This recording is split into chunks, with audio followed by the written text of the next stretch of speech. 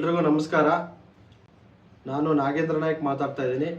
ಶಿವಮೊಗ್ಗ ಗ್ರಾಮಾಂತರ ಹೊಳೆಬೆನಹಳ್ಳಿ ಗ್ರಾಮ ಪಂಚಾಯಿತಿ ಹೊಸಮನೆ ತಾಂಡದ ನಿವಾಸಿಯಾಗಿ BJP ಪಕ್ಷಕ್ಕೆ ವೋಟ್ ಹಾಕಿ ಮತ ನೀಡಿ ಅಂತ ಕೇಳ್ಕೊತಾ ಇದ್ದೀನಿ.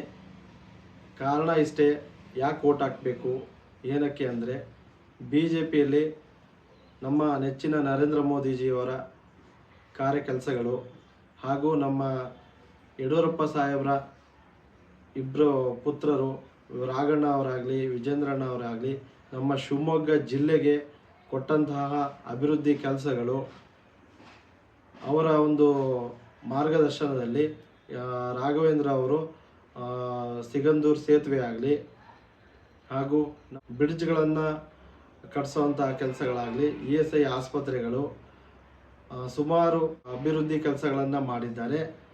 ಹಾಗಾಗಿ ಆಮೇಲೆ ನಮ್ಮ ಶಿವಮೊಗ್ಗ ಗ್ರಾಮಾಂತರದಲ್ಲಿ ನಮ್ಮ KB ಅಶೋಕ್ ನಾಯ್ಕ್ ಸರ್ ಯಡಿಯೂರಪ್ಪ ಸಾಹೇಬರು CM ಆಗಿದ್ದಾಗ ಶಿವಮೊಗ್ಗ ಗ್ರಾಮಾಂತರ ಕ್ಷೇತ್ರಕ್ಕೆ ಪ್ರತಿ ಹಳ್ಳಿಗೆ 1 ರಿಂದ 2 ಕೋಟಿ ಅನುದಾನಗಳನ್ನು ತಂದು ಅಭಿವೃದ್ಧಿ ಕೆಲಸಗಳನ್ನು ನಮ್ಮ KB ಅಶೋಕ್ ನಾಯ್ಕ್ ಸರ್ ಅವರು ಮಾಡಿದ್ದಾರೆ. ಅವರಿಗೆ ಬರುವಂಥ ದಿನಗಳಲ್ಲಿ ವೋಟ್ ಹಾಕಿ ಜನರು ಮತ ನೀಡಿ ಗೆಲ್ಲಿಸಬೇಕಾಗಿ ಕೇಳ್ಕೊತೀನಿ. ಮುಖ್ಯವಾಗಿ ಬರುವಂಥ ದಿನಗಳಲ್ಲಿ ಗ್ರಾಮ ಪಂಚಾಯತಿ, ತಾಲೂಕ್ ಪಂಚಾಯತಿ, ಜಿಲ್ಲಾ ಪಂಚಾಯತಿ ಚುನಾವಣೆಗಳು ಬರ್ತಾ ಇದೆ.